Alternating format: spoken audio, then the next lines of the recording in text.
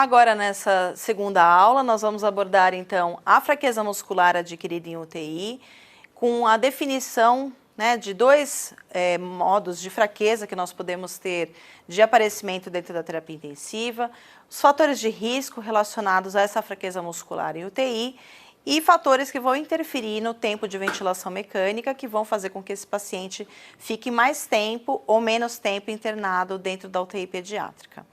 Então, a gente tem os primeiros relatos do paciente que tem fraqueza muscular adquirida em UTI, acabaram aparecendo primeiramente nesses pacientes asmáticos graves, que faziam uso normalmente, quando estavam entubados, faziam uso de corticoide e de bloqueador neuromuscular, e isso fez com que o paciente ficasse com uma fraqueza muscular super importante, dificultando o seu desmame, dificultando a extubação desse paciente e a retirada dele da ventilação mecânica. Essa fraqueza da musculatura, ela acontece de uma forma global, então eu tenho uma fraqueza tanto de membros superiores, de membros inferiores, posso ter um acometimento da musculatura respiratória também do paciente, dificultando a saída dele da ventilação mecânica também. E toda vez que meu paciente ele tem uma doença muito grave, né, com uma disfunção, às vezes, de múltiplos órgãos e sistemas, eu tenho um favorecimento dessa fraqueza muscular na UTI, com perda importante de massa muscular, perda de força muscular e perda dessa função muscular que antes o paciente tinha de uma forma bem tranquila e realizava todas as suas atividades sem nenhum tipo de dificuldade.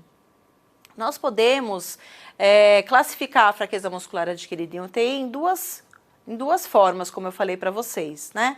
A gente tem dois subgrupos da fraqueza muscular adquirida em UTI. A primeira é quando a gente tem alterações na condução elétrica para a fibra muscular. Então, eu tenho alterações eletrofisiológicas, alteração desse estímulo neuromuscular, uma desmielinização, e essa desmielinização ela é classificada como polineuropatias. A gente tem uma série de causas relacionadas às polineuropatias, podem ter inclusive causas infecciosas que levam o paciente a desenvolver essa alteração importante do estímulo neuromuscular, e isso vai fazer com que o paciente tenha muita fraqueza, né? Mas a gente tem um outro grupo de pacientes, e que também são muito frequentes dentro da UTI, em que esse acometimento ele não leva a nenhum tipo de alteração eletrofisiológica, né? O paciente ele tem um descondicionamento muscular, ele tem uma fraqueza muscular, mas ele não tem uma alteração dessa condução. E isso não muda o desfecho do paciente, né? A fraqueza que ele apresenta, independente da causa, ela vai funcionar igualmente nesses dois subgrupos, e as intervenções que nós, como fisioterapeutas, vamos fazer para esse paciente também não vão ser diferentes, independente se ele vai ter polineuropatia ou se ele adquiriu essa fraqueza muscular relacionada ao descondicionamento da musculatura. Na polineuropatia, o paciente ele vai ter uma grande fraqueza muscular, inclusive com acometimento do diafragma. Então, a gente tem um acometimento da musculatura periférica, de membros superiores, de membros inferiores, de tronco, de cabeça, que vão dificultar a realização de atividades e, além disso, vão dificultar o funcionamento do diafragma. E a hora que o diafragma está comprometido, o padrão respiratório do paciente também vai se alterar, ele vai ficar mais tempo na ventilação mecânica, dependendo do suporte ventilatório não invasivo ou invasivo, e isso faz com que ele também vá permanecendo mais tempo dentro da UTI, recebendo, às vezes, estímulos inadequados. Eu tenho também uma redução do potencial de ação motora nesse paciente com polineuropatia e alterações sensoriais. E isso acaba sendo mais frequentemente encontrado nas crianças mais velhas.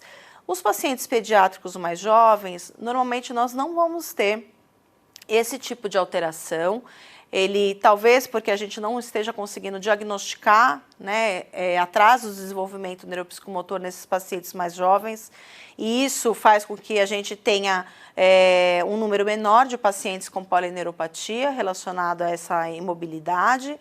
Mas, apesar disso, quando aparece o quadro de polineuropatia, o paciente ele vai evoluir, a criança ela vai ter a mesma evolução que o paciente adulto, com as mesmas alterações, com a mesma fraqueza muscular, com os mesmos déficits funcionais e, consequentemente, com redução importante da qualidade de vida. Lembrando que essas alterações que a criança começa a ter dentro do ambiente de terapia intensiva, ele pode perdurar durante a internação dele no hospital e até mesmo fora do hospital ele pode sair ainda com déficits importantes e problemas importantes em que ele vai precisar se inserir dentro de uma reabilitação. Aqui nós podemos ver então nessa figura o perfil do paciente que tem fraqueza muscular adquirida em UTI. Então, como vocês podem notar, é um paciente que teve um emagrecimento super importante, né? Uma redução aqui do perímetro, né? Do tamanho da sua fibra muscular, né? Da circunferência do braço. Também vai ter uma alteração em membros inferiores, né? Com uma redução importante das fibras musculares dos membros, né? A gente observa a criança que fica extremamente sem força periférica, sem força muscular respiratória e com uma redução das suas atividades de vida que antes ele realizava normalmente. Então, esse paciente é um paciente que ele teve um quadro grave de síndrome de desconforto respiratório, ficou muito tempo em ventilação mecânica e depois evoluiu com uma dificuldade de sentar sozinho, uma dificuldade de conseguir ficar em pé sozinho, coisas que ele já conseguia fazer antes da internação, né? Então, eu tenho uma redução dessas atividades aqui com um atraso do desenvolvimento neuropsicomotor desse paciente, independente da faixa etária que esse paciente apresente, e isso faz com que haja uma redução também importante da qualidade de vida da criança. A fraqueza muscular adquirida em UTI, ela é multifatorial. Então, eu tenho, num primeiro ponto, o próprio imobilismo, que nós já abordamos na aula anterior, né, todas as causas que vão levar ao imobilismo e alterações relacionadas ao imobilismo. Além disso, o próprio processo inflamatório sistêmico, então pacientes que têm sepse, pacientes que têm um choque séptico, uma síndrome da resposta inflamatória sistêmica, ele está tendo uma degradação dos seus músculos, né, uma proteólise dos músculos. E isso também, agregado ao imobilismo, faz com que o paciente evolua ainda com uma fraqueza muscular maior. Posso ter, e é muito frequente acontecer, distúrbios hidroeletrolíticos no paciente dentro da terapia intensiva, e a gente tem alguns eletrólitos que são responsáveis, estão envolvidos na contração muscular, então potássio, cálcio, magnésio, que são eletrólitos que muitas vezes podem ter alterações frequentes dentro da UTI, e isso vai poder levar o paciente também a uma alteração da sua contratilidade muscular. O uso de medicamentos, então a gente tinha lá no início, né, esse evento, a polineuropatia sendo descrita naqueles pacientes asmáticos que tinham usado corticoide, bloqueadores neuromusculares, e a gente ainda continua fazendo uso desses medicamentos dentro da UTI. A criança, às vezes, dependendo da doença, ela precisa usar corticoide, ela precisa usar bloqueador neuromuscular, ela precisa ficar sedada, e isso faz com que haja uma inativação, né, uma possibilidade menor do paciente estar se movimentando, estar realizando exercícios, estar participando mais das atividades que vão sendo desenvolvidas desse paciente e vai evoluir com mais fraqueza muscular. A nutrição parenteral e o jejum prolongado também são fatores importantes. Como eu tinha já dito, a nutrição do paciente, o suporte nutricional, ele é super importante no paciente de UTI. Mas a gente tem alguns casos em que o paciente precisa ficar só com a nutrição parenteral, ele precisa ficar num jejum prolongado, e isso faz com que ele tenha um menor aporte energético para continuar tendo a sua musculatura preservada. E num último ponto que nós podemos ter é relacionado com um tempo prolongado de ventilação mecânica, que nós vamos abordar mais especificamente no próximo slide.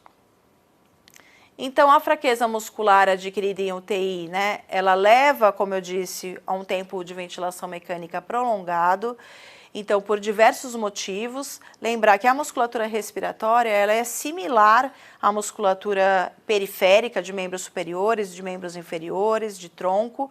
Então, essa atrofia diafragmática vai fazer com que o meu paciente ele fique mais tempo em ventilação mecânica, né? Ele vai ter uma fraqueza para conseguir restabelecer a sua função respiratória quando ele estiver sem nenhum tipo de auxílio pressórico do ventilador. E aí, essa atrofia diafragmática vai fazer com que aumente o tempo de internação desse paciente dentro da UTI, porque ele vai precisar ficar mais tempo entubado e mais tempo em ventilação mecânica.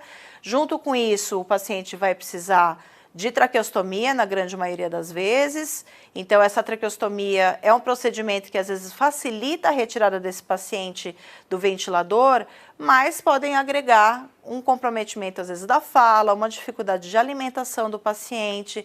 Então, problemas posteriores de cuidado que a família vai ter que fazer com esse paciente traqueostomizado e dificuldades que a gente vai ter de mobilização desse paciente, principalmente no pós-operatório imediato da traqueostomia. Então, tudo isso em conjunto vai levar também a atrofia muscular e sequelas motoras para esse paciente.